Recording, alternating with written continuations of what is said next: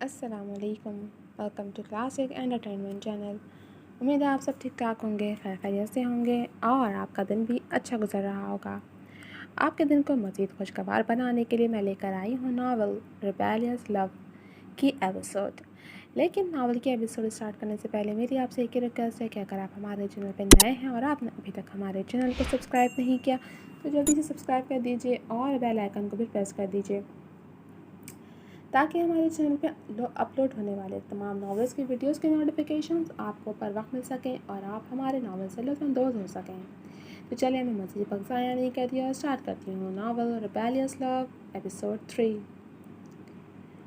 وہ آج عجیب قسم کی پریشانی سے دو چار تھی۔ کل رات جب وہ سو رہی تھی تو ایسے محسوس ہوا جیسے کوئی تھا جو اس کے بے انتہا قریب تھا۔ رات ہوتے ہی کوئی اسے اپنی باہوں میں جکڑ لیتا، ایسا تو کئی بار محسوس ہو چکا تھا، مگر وہ ہمیشہ اپنا وہم سمجھ کر ذہن سے جھٹک جاتی تھی۔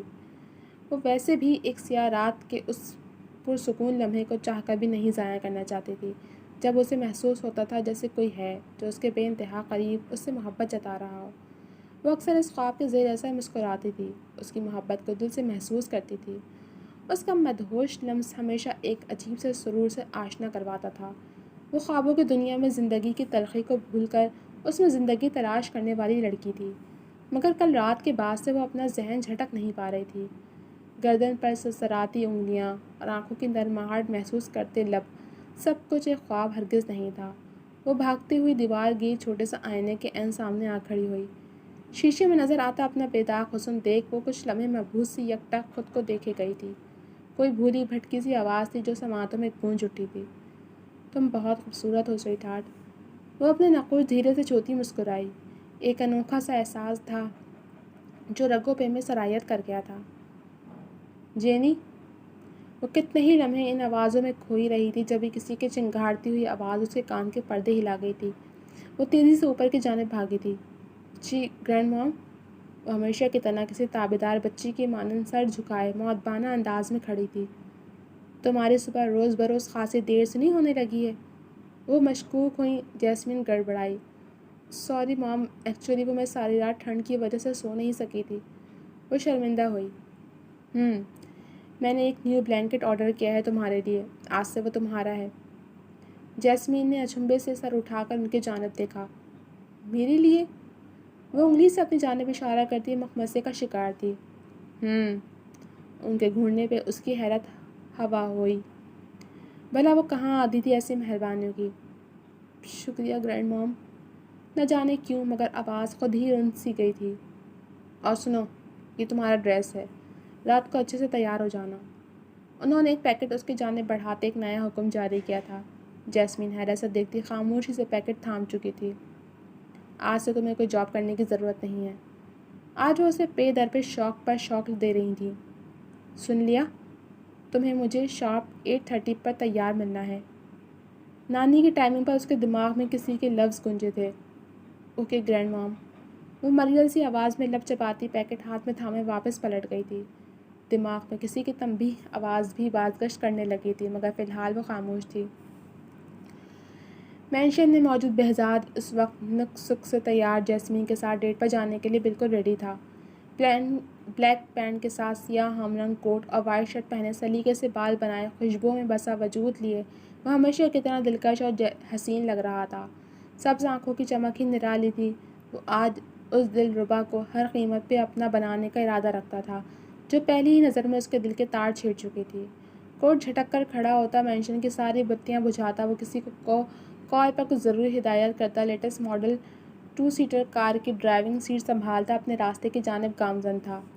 لندن کی خوبصورت برف سے ڈھکی شاہراہیں آج لائٹوں سے جگمگ کرتی مزید حسین لگ رہی تھیں۔ اپنی منزل پر پہنچتا وہ کار پارک کرتا، گھر کے اندرونی حصے کی جانب بڑھاتا اور مقابل کے ایکسپریشن سوچ چہرے پر مبہم سی مسکراہٹ کھل گئی تھی۔ بلڈ ریڈ کلر کا گاؤن شانوں پر ڈالتی وہ آئینے کے سامنے کھڑی خود کو تک رہی تھی۔ وہ بلا کی حسین، بالکل اپنی ماں جیسی تھی، خوبصورت، دلکش، سحر انگیز۔ جبھی تو اس کی ماں اس کے باپ کو پہلی نظر میں اپنا دیوانہ کر چکی تھی، مگر گہری نیلی سمندری آنکھوں میں امید کی شمع بجھی بجھی سی تھی۔ جاب زندگی کی واحد خوبصورت لمحات میں سے تھی جسے نانی بے دردی سے چھین چکی تھیں۔ اپنے سنہری بالوں میں کیچڑ لگاتے ہوئے اپنے حواس گم ہوتے محسوس کر رہی تھی۔ دل کسی انہونی کے خدشے سے تیزی سے دھڑک رہا تھا۔ جبھی جویریہ کی آواز پر وہ چونک کر ہوش میں آئی تھی۔ تہہ خانے کی سیڑھیوں پر کھڑی وہ اسے پکار رہی تھی۔ کیا تم تیار ہو؟ وہ ٹرانس میں ہولے سے جذبات میں سر ہلا گئی۔ آ جاؤ، میڈم تمہیں اوپر بلا رہی ہیں۔ وہ اسے ایک نظر دیکھتی اوپر چلی گئی تھی۔ وہ بھی بوجھل دل سے اوپر کی جانب پڑی تھی۔ Where is she? We are getting late lady. Behzad کلائی پر بندھی گھڑی میں وقت دیکھ کر ذرا بیزاری سے گویا ہوا تھا۔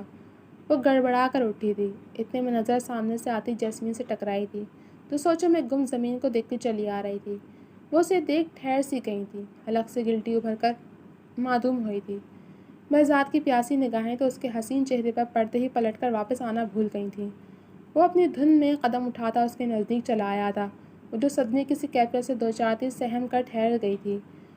بوٹوں پہ سے ہوتی نگاہ مقابل کے لبوں سے ہوتی نگاہوں سے جا ملی تھی۔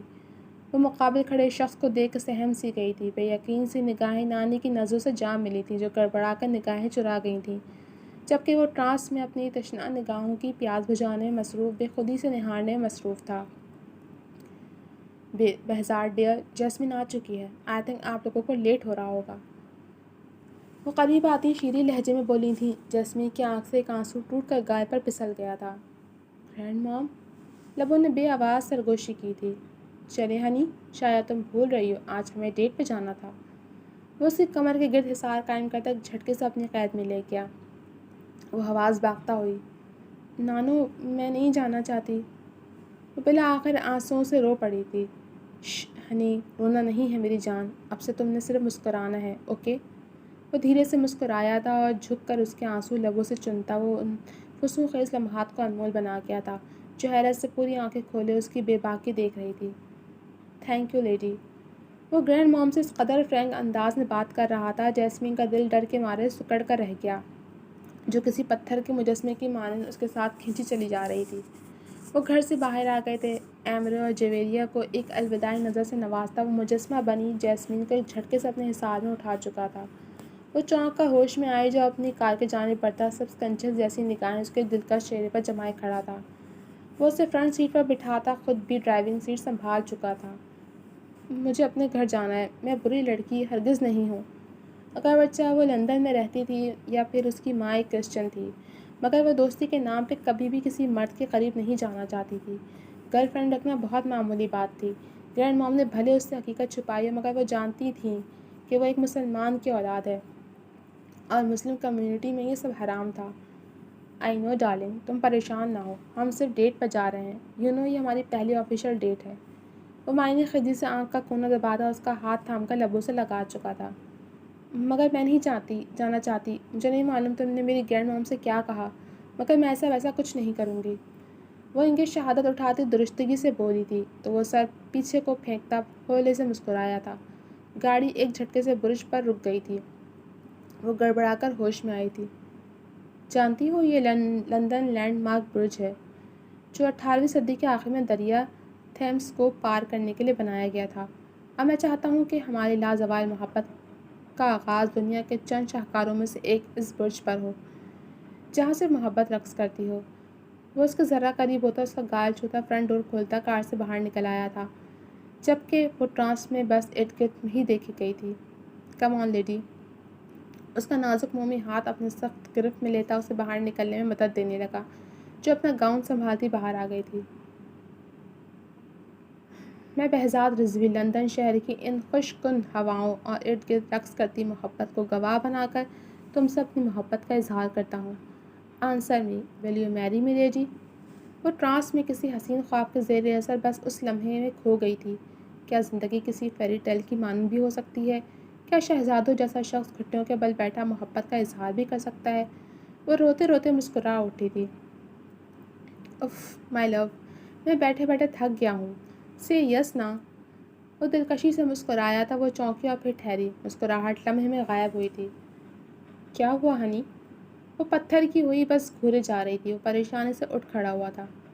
تم جھوٹ بول رہے ہو نا، دھوکہ دے رہے ہو نا مجھے؟ وہ آنسوؤں سے رو پڑی تھی۔ تمہیں ایسا کیوں لگ رہا ہے کہ میں تمہیں چیٹ کروں گا؟ بہزاد کی آنکھوں میں سردگی اتر آئی تھی۔ لڑکیاں اس کی ایک جھلک کو ترستی تھیں اور وہ اسے ٹھکرا رہی تھی۔ برج سے گزرتے لوگ ایک خشک مسکراہٹ پاس کرتے آگے بڑھ گئے تھے، کیونکہ سب ایسا ہی کرتے ہیں۔ میرے بابا نے بھی ایسا ہی کیا تھا میری موم کے ساتھ۔ وہ تلخ ہوئی تھی۔ بہزاد نے ٹھرٹھرا دینے والے تاثرات پہ قابو کر آنکھیں مول لی تھیں۔ چہرہ اس کے چہرے لگائے وہ سر سانسیں خارج کرتا اس کی دھڑکنوں کی رفتار بڑھا گیا تھا۔ جیسمین، اس کا چہرہ ہاتھوں کے پیالے میں تھامتا وہ سرگوشیانہ بولا تھا، I love you more than anything in this world. You are my everything. اس کا چہرہ ہاتھوں کے پیالے میں لیے جذبوں سے چور گھمبیر آواز میں اظہار محبت کرتا وہ اس کی دھڑکنیں منتشر کر گیا۔ وہ آنکھیں موندے کھڑی اپنی شور مچاتی دھڑکنوں سے خائف، ساکت و جامد کھڑی تھی۔ وہ خوف زدہ سی تھی کہ کہیں ہمیشہ کی طرح یہ حسین خواب ٹوٹ نہ جائے، اور لمحوں کے 1000ویں حصے میں وہ ذرا قریب ہوتا، اس کا چہرہ تھام کر ذرا قریب جھکا تھا، اور اپنی محبت کی پہلی مہر ثبت کرتا اسے حیران و پریشان چھوڑ گیا۔ اس نے دھیرے سے آنکھیں وا کی تھیں کہ یہ سب خواب نہیں بلکہ حقیقت تھا۔ میں اپنی آخری سانس تک تمہارے اظہار کا منتظر رہوں گا لیڈی۔ وہ دھیرے سے قریب ہوتا کان میں سرگوشی کرتا اپنی محبت کا حصار باندھ گیا تھا، جس کی آنکھوں سے تواتر سے بہتے آنسو اسے شرمندگی کی گہرائیوں میں دھکیل گئے تھے، جنہیں وہ انگلیوں کے پوروں پر چنتا اور ادکے سے بیگانہ اسے اپنے ہونے کا احساس دلانے لگا، جو پتھر کی ہوئی اس کے سینے سے لگی خاموش آنسو بہا رہی تھی۔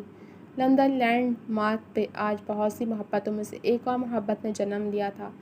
لندن کی روشن رات ان کی محبت کی گواہ بن گئی تھی، ہر سو جگمگاتی محسوس ہوئی تھی، گویا وہ بھی اس دائمی ملن پر خوش ہو۔